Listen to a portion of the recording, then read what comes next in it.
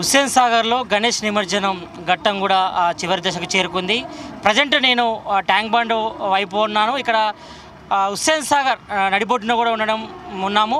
Present మనం చూసుకోవచ్చు. ఇంకా వినాయక విగ్రహాల నిమజ్జనం అయితే ఇంకా కంటిన్యూ ప్రాసెస్ అయితే జరుగుతుంది. ఒకవైపు పెద్ద ఎత్తున కూడా భారీ కేన్లు ఏర్పాటు చేశారు. మరోవైపు ఇటు జిహెచ్ఎంసీ, హెచ్ఎండిఏ, అదేవిధంగా ఇటు ఎన్డీఆర్ఎఫ్ బృందాలు కూడా సిద్ధంగా ఉన్నాయి. ఎక్కడ ఎలాంటి ప్రమాదాలు చోటు చేసుకుంటే అన్ని జాగ్రత్తలు కూడా తీసుకున్నారు. ఒకవైపు వినాయక విగ్రహాల నిమజ్జనం కొనసాగుతుంటే మరోవైపు ఆ యొక్క వ్యర్థాలను కూడా తొలగించేందుకు 200 పైగా టీములు కూడా సిద్ధం చేసి ఎప్పటికప్పుడు వినాయక విగ్రహాల వ్యర్థాలను కూడా తొలగించేందుకు రంగంలో దిగాయి.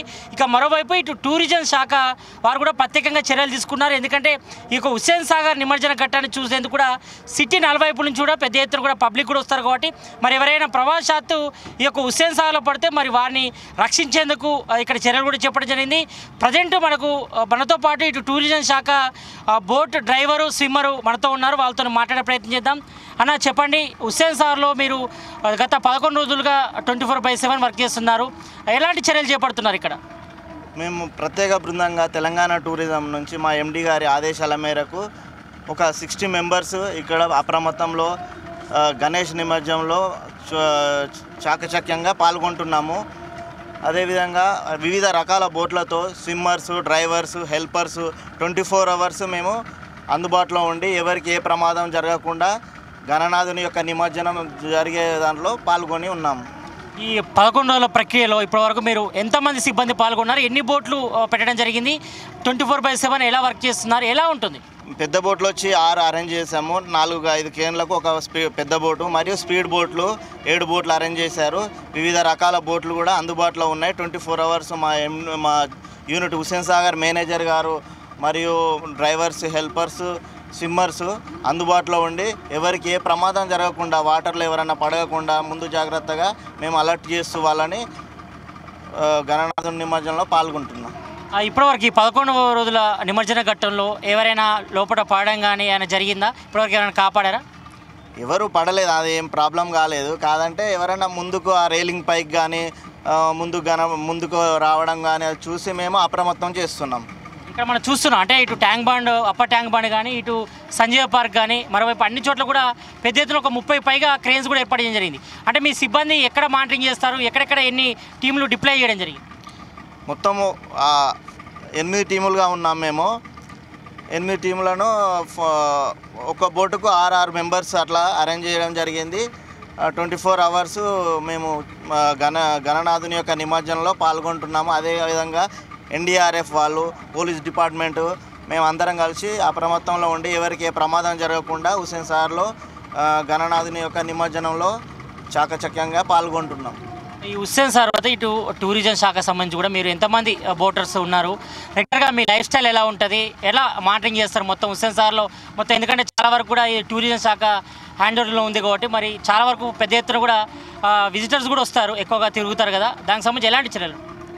అంతా మా మేనేజ్మెంటే చూసుకుంటుంది సార్. మాకు ఖాళీ 8 అవర్స్ డ్యూటీ చేస్తాము.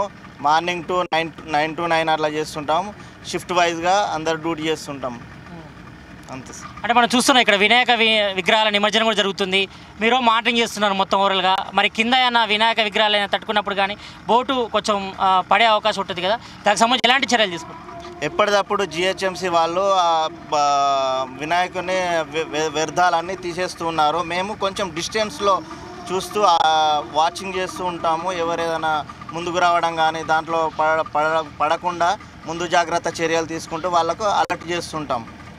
మనం చూస్తున్నాం కదా, మొత్తానికైతే ఇటు హుస్సేన్ సాగర్లో వినాయక నిమజ్జనాల కొనసాగుతుంటే మరోవైపు మాత్రం ఇటు టూరిజం శాఖ వాళ్ళు స్పెషల్గా ఇటు బోటింగ్స్ కూడా ఏర్పాటు చేస్తారు. మరి ఎవరైనా ప్రవాసాత్తు హుస్సేన్ సాగర్లో పడితే మరి వారిని రక్షించడంతో పాటు మరోవైపు అప్రమత్తం చేయడం, వారికి ఇన్స్ట్రక్షన్ ఇవ్వడం కూడా చేస్తామని చెప్తున్నారు. మొత్తానికైతే ఇటు మొత్తం అన్ని డిపార్ట్మెంట్ల సమయంతో ఇటు జిహెచ్ఎంసీ కానీ, హెచ్ఎండిఏ, ఇటు డిఆర్ఎఫ్, మరోవైపు ఇటు పర్యాటక శాఖ సంబంధించి హుస్సేన్ సాగర్ సంబంధించి బోటింగ్ సిబ్బంది అంటూ కూడా దాదాపు ఈ 11 రోజుల నిమజ్జన ఘట్టంలో మరి విజయవంతంగా పూర్తి చేస్తున్నారు.